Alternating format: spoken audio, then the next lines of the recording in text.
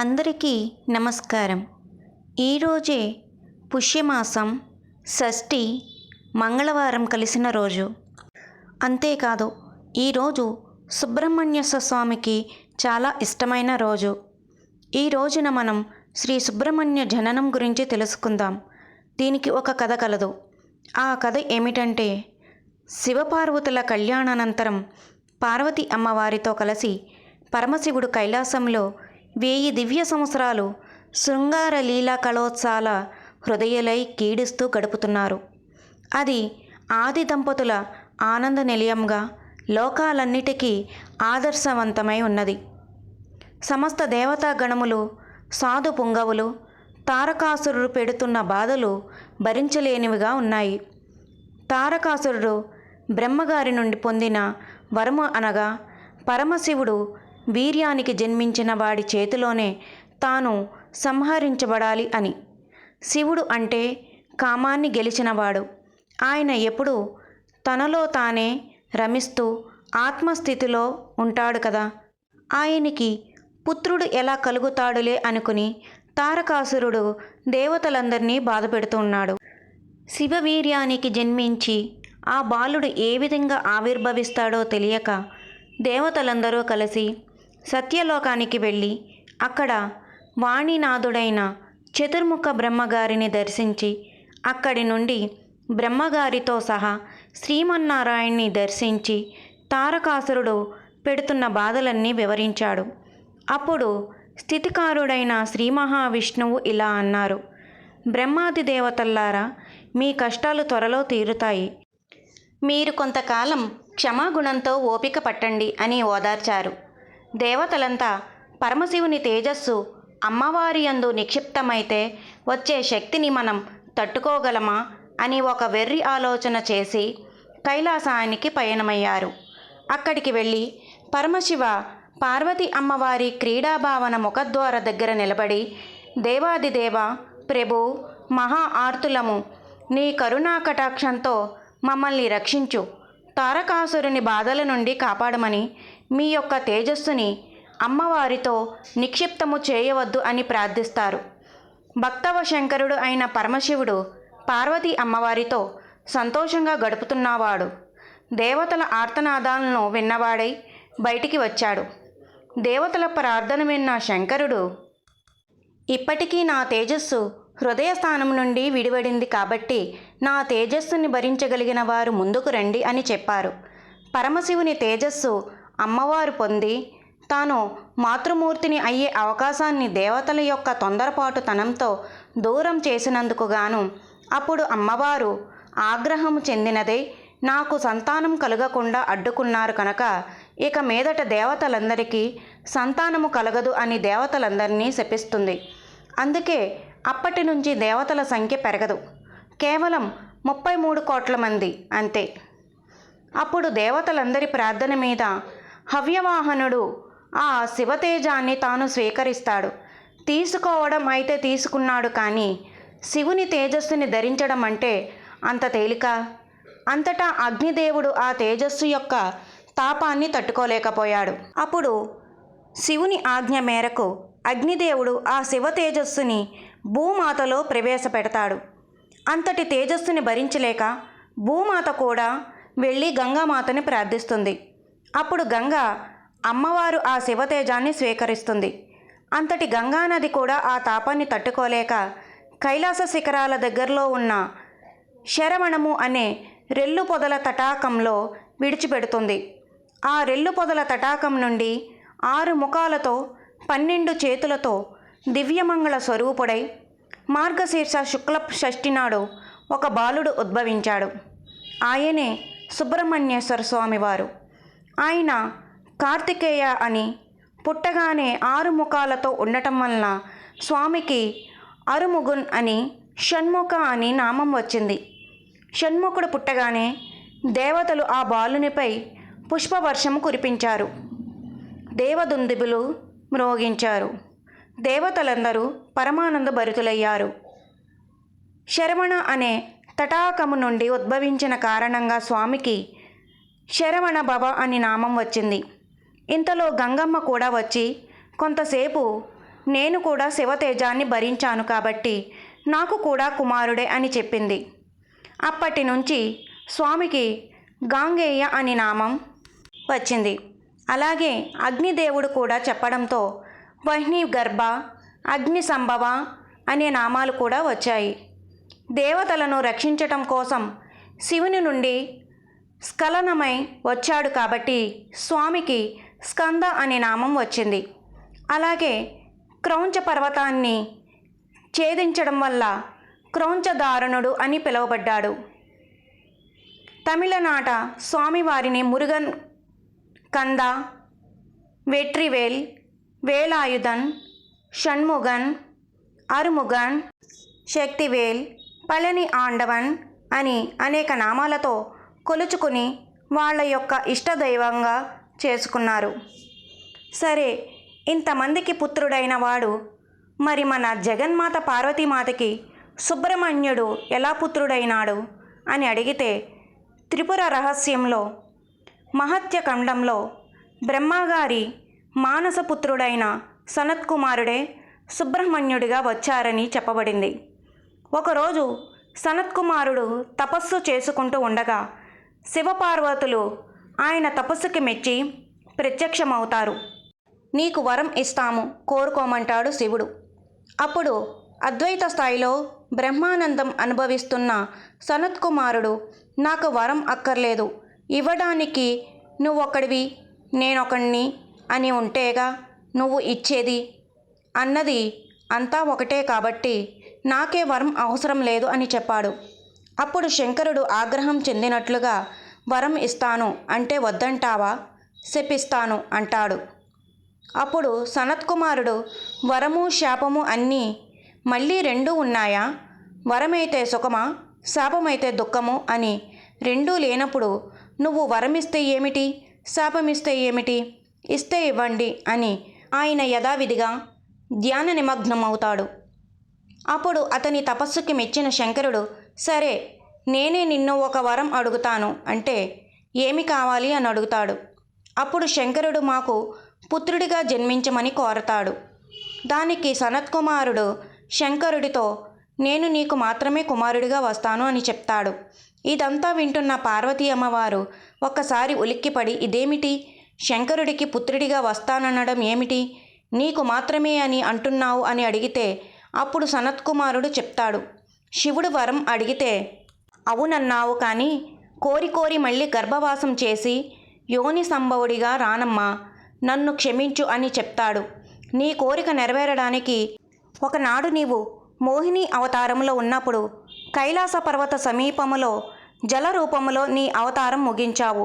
ఆ జలం ఎక్కడైతే ఉన్నదో అదే తటాకము నుండి నేను ఉద్భవిస్తాను కాబట్టి నేను నీకు కూడా కుమారుణ్ణే అని చెప్పి నమస్కరిస్తాడు. సుబ్రహ్మణ్యుడు అనే నామం ఎలా వచ్చింది అంటే ఒకనాడు బ్రహ్మగారికి మరియు పరమశివునికి కూడా ప్రణవార్థం బోధించినవాడు కాబట్టి స్వామి సుబ్రహ్మణ్య అంటే బ్రహ్మజ్ఞాని అని పిలువబడ్డాడు. అంతేకాదు పుత్రాదిచ్చేత్ పరాజయం అని చెప్పినట్లుగా శంకరుడు కుమారుని నుండి ప్రణవార్థం విన్నాడు కాబట్టి శివగురు లేదా స్వామినాథ అనే నామం కూడా ఉంది. సుబ్రహ్మణ్య స్వామి వారిని మన ఆంధ్రదేశములో సుబ్బారాయుడిగా పూజిస్తారు. బాలుడిగా ఉండేవాడు, కుత్సితులను సంహరించేవాడు, మన్మధుని వలె అందముగా ఉండేవాడు అని కుమారస్వామి అనే నామం వచ్చింది. అసలు లోకంలో కుమారస్వామి అనే శబ్దం కానీ అలాగే స్వామి అనే శబ్దం కానీ సుబ్రహ్మణ్యుడికే చెందినవి. అలాగే స్వామివారికి గల అనేక నామాలలో గురు గుహ అనే నామం కూడా ఉంది. గురు గుహ అంటే ఇక్కడే మన హృదయ గుహలలో కొలువై ఉన్న గురుస్వరూపము. సుబ్రహ్మణ్యుడు సాక్షాత్తు శంకరుడికే బోధించిన గురుస్వరూపము. మార్గశిర శుద్ధ షష్ఠినే సుబ్రహ్మణ్య షష్ఠి, స్కంద షష్ఠి అంటారు. ఈరోజు ఉపవాసముండి సుబ్రహ్మణ్యుని ఆరాధించడం వల్ల సకల నాగదోషాలు పరిహరింపబడతాయి. భక్తుల విశ్వాసం. సుబ్రహ్మణ్య ప్రతిష్ఠ చేసిన వారికి సంతానం కలుగుతుందనే నమ్మకం ప్రచారంలో ఉంది. అలాగే సాంప్రదాయబద్ధంగా పాము మంత్రాలను సాధన చేసేవారు మరింత శ్రద్ధగా ఉండి ఆ మంత్రాన్ని మరింతగా జపం చేస్తారు. ఇక తమిళనాడులో ఇదే రోజు కావడి మొక్కు తీరుస్తారు. దాని వెనుక ఒక గాథ దాగి ఉంది.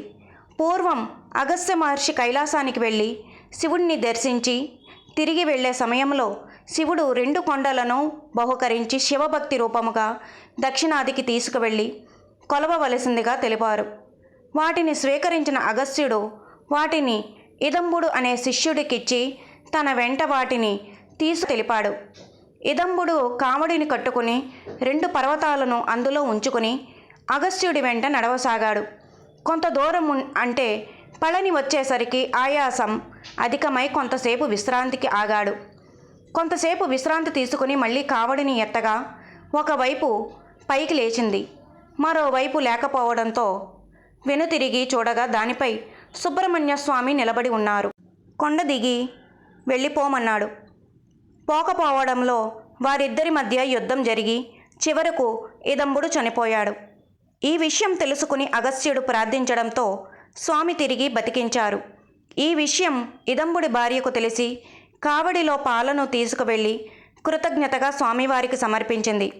అప్పటి నుండి కావడి మొక్కులను సమర్పించడం ఆచారమైంది కాగా కావడిని ఉపయోగించే బద్ద బ్రహ్మదండమని, కర్కోటక అనే అష్టనాగులకు ప్రతీకలని చెప్పబడుతూ ఉంది. షష్ఠి నాడు కుమారస్వామి ఆలయానికి కావడిలో పంచదారను, పాలను మోసుకుని వెళతారు.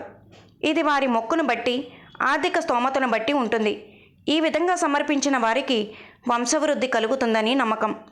ఈ పండుగ తమిళనాడులో బాగా ప్రాచుర్యం పొందింది. ఈ పండుగను చంపా షష్ఠి, ప్రవార షష్ఠి, సుబ్బారాయుడు షష్ఠి అని కూడా అంటారు. దేవేంద్రుడు మార్గశిర శుద్ధ షష్ఠి నాడు దేవసేనతో సుబ్రహ్మణ్య స్వామి వారికి అత్యంత వైభవంగా వివాహం జరిపించాడు. శ్రీవల్లి దేవసేన సమేత శ్రీ సుబ్రహ్మణ్యేశ్వర స్వామి వారికి భక్తులు కళ్యాణోత్సవములు, సహస్రనామ పూజలు అత్యంత వైభవంగా జరుపుతూ ఉంటారు. ఈ స్వామి ఆరాధన వల్ల నేత్ర రోగాలు, చర్మ వ్యాధులు తగ్గుతాయని, పెళ్లి కాని వారికి వివాహం జరిగి సత్సంతాన సౌభాగ్యం కలిగి ఆయురారోగ్య ఐశ్వర్యములతో వర్ధిల్లుతారని భక్తుల విశ్వాసం. ఈ పుణ్యదినం నాడు భక్తులు ఉదయాన్నే స్నానం చేసి ఏ ఆహారము తీసుకోకుండా తడి బట్టలతో సుబ్రహ్మణ్య స్వామి ఆలయానికి వెళ్ళి పాలు, పండ్లు, పువ్వులు, వెండి పడగలు, వెండి కళ్ళు మొదలైన మొక్కుబడులు సమర్పించుకుంటూ ఉంటారు. ఇదంతా నాగపూజకు సంబంధించినదే. జాతకంలో కుజదోషం, కాలసర్పదోషంతో సకాలంలో వివాహం కానివారు వల్లి దేవసేన సమేత సుబ్రహ్మణ్య స్వామి కళ్యాణాలను ఈ షష్ఠి నాడు చేస్తుంటారు. సుబ్రహ్మణ్యుడి చేతిలో ఉన్న ఆయుధము సాఖ్యాయుధము అని చెప్పబడుతున్నది. అందుకే ప్రథమో జ్ఞాన సత్యాత్మ, పైగా దానికి జ్ఞాన సత్యాయుధమని పేరు. అంటే ఆ ఆయుధంలో 2 విశేషములున్నాయి. జ్ఞానము, శక్తి రెండూ చెప్పబడుతున్నాయి. అసలు జ్ఞానానికి పెద్ద శక్తి ఉంది. ఎంతటి శక్తి ఉంది అంటే ఎవరు ఛేదించలేని అజ్ఞానాన్ని ఛేదించడమే జ్ఞానము యొక్క శక్తి. అలా జ్ఞానశక్తి ఆయన యొక్క ఆయుధం. ఇది భావన చేసినప్పుడు ఆయన గురుస్వరూపముగా కనిపిస్తాడు. సుబ్రహ్మణ్య ఆరాధన చేసినట్లయితే వెంటనే అసుర శక్తులు తొలగి దేశానికి, కాలానికి, వ్యక్తికి కూడా క్షేమం లభిస్తుంది. అలాంటి క్షేమం కావాల్సినటువంటి వారు సుబ్రహ్మణ్య ఆరాధన విశేషంగా చేయాలి. దీనివల్ల బాధించే శక్తులు తొలగుతాయి. కారణ జన్ముడైన సుబ్రహ్మణ్య స్వామిని పార్వతీ పరమేశ్వరులు దేవతల కోరిక మేరకు కుమారస్వామిగా చేసి దేవతల సర్వ సైన్యాధ్యక్షునిగా నియమించి పరమేశ్వరుడు శూలం మొదలైన ఆయుధాలను ఇవ్వగా ఆ జగన్మాత పార్వతీ కుమారుణ్ణి దీవించి శక్తి అను ఆయుధాలనిచ్చి సర్వశక్తివంతుణ్ణి చేసి తారకాసురునిపై యుద్ధానికి సన్నద్ధం చేశారు. కుమారస్వామి పద్మవ్యూహ రచన చేసి సైన్యాన్ని మోహరించి ఒక రోజంతా భీకర యుద్ధం చేశాడు తారకాసురునిపై. ఆ మరునాడు శివుని ప్రార్థించి చక్రవ్యూహ రచన చేసి తారకాసురుని ఎదుర్కొనగా తారకాసురుడు చక్రవ్యూహాన్ని చూసి భయపడి తన సేనలకు యుద్ధంలో మరణిస్తే వీర మరణం వస్తుందని ప్రబోధించడం ప్రారంభించాడు. తాను కూడా భీకరంగా పోరాడసాగాడు. అతని పరాక్రమానికి దేవతలు సైతం భయపడ్డారు. ఆ విధంగా 1000 దివ్య సంవత్సరాలు గడిచిన మీదట దేవేంద్రుడు కుమారస్వామిని ప్రార్థించి ఈ యుద్ధం పరిసమాప్తి అయ్యే ఉపాయం చూడమని చెప్పాడు. వెంటనే కుమారస్వామి ఆలోచించి మహిమాన్వితమైన పాశుపతాస్త్రాన్ని తారకాసురుని సైన్యంపై ప్రయోగించాడు. దాని దాటికి చనిపోయిన వారు చనిపోగా కొందరు రాక్షసులు భయపడి పారిపోయి సముద్రంలో దాక్కున్నారు. పాశుపతం యుద్ధంలో వెన్నిచ్చి పారిపోయే వారిని సంహరించదు కనుక తారకాసురుడు ఉపాయంగా రణరంగం నుండి వెనుకడుగు వేసి పారిపోయాడు. పాశుపతాస్త్రము తిరిగి కుమారస్వామి అంబుల పొదలోకి చేరింది. అలా పారిపోయిన తారకాసురుడు తన రక్తంతో శివలింగానికి అభిషేకం చేసి ధ్యానంలో కూర్చున్నాడు. అప్పుడు ఆ శరీరవాణి, తారక, నీవు సంపూర్ణ ముక్తి లభిస్తుంది, విచారించుకు అని పలికింది. ఆ మాటలకు తారకుడు సంతోషించి మరునాడు సూర్యోదయం కాగానే మళ్ళీ కుమారస్వామి పైకి యుద్ధానికి వెళ్ళాడు. మహాశక్తిని ఆయుధంగా కుమారస్వామిపై ప్రయోగించాడు. దానికి కుమారస్వామి బ్రహ్మాస్త్రంతో జవాబు చెప్పి మహాశక్తి అస్త్రాన్ని తుత్తునీయలు చేశాడు. అంతటితో ఆగకుండా కుమారస్వామి అనేక గొప్ప అస్త్రములను ప్రయోగించినప్పటికీ తారకుడు అన్నింటినీ ఛేదిస్తూనే ఉన్నాడు. ఈ విధంగా 21 రోజులు కుమారస్వామికి తారకాసురునికి భయంకర యుద్ధం జరిగింది. షణ్ముఖుడు కూడా అలసిపోయి తారకాసురుని బలరహస్యం తెలుసుకోగోరి నారదుణ్ణి అడగగా నారదుడు తారకాసురుడు గొప్ప శివభక్తుడు, పార్థివలింగాన్ని ఎల్లప్పుడూ తన కంఠంలో అలంకరించుకుని ఉంటాడు. అతని మెడలోని పార్థివలింగాన్ని ఖండించిన తిరిగి ఆ మొక్కలతో దేవాలయ నిర్మాణం గావించి అతనికి అందకుండా చేయాలి. లేకుంటే ఆ మొక్కలన్నీ మళ్ళీ అతికించుకుని తన కంఠసీమను అలంకరించుకుంటాడు తారకుడు అని చెప్పాడు. వెంటనే షణ్ముఖుడు సూర్యభగవానుని ప్రార్థించి నేను పార్థివలింగాన్ని మొక్కలు చెయ్యగానే ఆ మొక్కలతో ఏదైనా దేవాలయ నిర్మాణం చేసి ఆ లింగశేషాలు తారకాసుని అందకుండా నాకు సహాయం చెయ్యి అని అడిగాడు. దానికి సూర్యుడు అంగీకరించాడు. షణ్ముఖుడు తిరిగి చేసిన భయంకర యుద్ధంలో దేవతలంతా త్వరితగతిని తారకాసుని చంపమని ప్రాధేయపడుతుండగా దేవ, రుద్ర, మరుద్గణ సహాయంతో శత్రు సైన్యాలను దూనుమాడుతూ ఒక ఆగ్నేయాస్త్రంతో కుమారస్వామి తారకాసుని పార్థివలింగాన్ని ఖండఖండాలుగా చేశాడు. ఆ ఖండాలు పవిత్ర మధుర ఓంకార ధ్వనులతో నేలను 5 ఖండాలుగా తాకుతుండగా సూర్యుడు విశ్వకర్మ సహాయంతో ఏమాత్రం ఆలస్యం చేయకుండా 5 దేవాలయాల నిర్మాణమునర్చి లింగ ప్రతిష్ఠ చేశాడు. అవే పంచభీమేశ్వర ఆలయాలుగా ప్రసిద్ధి పొందాయి. అదే అదునుగా కుమారస్వామి యంత్రయుక్తంగా బ్రహ్మాస్త్రం సంధించి తారకాసుని సంహరించి ముల్లోకాలను ఆనందింపజేశాడు. ఆ సంఘటనతో ఆనందించిన దేవతల విజయధ్వనాలు ఆకాశాన్నంటగా పూలవాన కురిపించారు. తరువాతి కాలంలో తారకాసురుడి సోదరుడైన శూరపద్ముడు కూడా దేవతలను ఇబ్బంది పాలు చేస్తూ ఉండడంతో సుబ్రహ్మణ్య స్వామి శూరపద్ముడిపై దండెత్తి యుద్ధం చేశాడు. వారిరువురి మధ్య జరిగిన భీకర యుద్ధంలో 6వ రోజు శూరపద్ముడు పక్షి రూపాన్ని ధరించి కుమారస్వామితో తలబడ్డాడు. సుబ్రహ్మణ్య స్వామి శూలాయుధం ప్రయోగించడంతో పక్షి 2గా ఖండించబడింది. ఆ రెండిటిలో ఒకటి నెమలిగా మరొకటి కోడిపుంజుగా మారి శ్రీ సుబ్రహ్మణ్య స్వామి వారిని శరణు వేడుకోవడంతో నెమలి వాహనంగా కోడిని ధ్వజంగా చేసుకున్నాడు స్కందుడు. షణ్ముఖం పార్వతీపుత్రం క్రౌంచ శైలావిమర్దనం దేవసేనాపతిం దేవం స్కందం వందే శివాత్మజం తారకాసురహంతారం మయూరాసన సంస్థితం శక్తిపాణిం చ దేవేశం స్కందం వందే శివాత్మజం. సుబ్రహ్మణ్య స్వామివారికి అభిషేకం చేయబడిన లేదా సుబ్రహ్మణ్య క్షేత్రమునందు ప్రసాదముగా ఇయ్యబడిన విభూతిని ఇంటికి తెచ్చి మీరు ఏ మూల పెట్టినా సరే ఆ ఇంటికి కాంపౌండ్ గోడ ఎంతవరకు ఉన్నదో అంతవరకు భూత ప్రేతములు చూడడానికి భయపడిపోయి వెళ్ళిపోతాయి. ఆ విభూతికి అంత శక్తి ఉంటుంది. ఈ విషయము శంకరాచార్యుల వారు సుబ్రహ్మణ్య భుజంగంలో చెప్పారు. సుబ్రహ్మణ్యుడి విభూతి ఇంట్లో ఉంటే పిల్లలకి అనారోగ్యం వస్తే రక్ష, పిల్లలకి చక్కగా నుదుటిపై 3 విభూది రేఖలు పెట్టడం అలవాటు చేస్తే ఆ పిల్లలకి మంచి ఆలోచనలు వచ్చి సుబ్రహ్మణ్య భక్తులై వంశమునకు కీర్తి తీసుకువస్తారు. ఆ విభూతికి అంత గొప్ప ఉన్నది.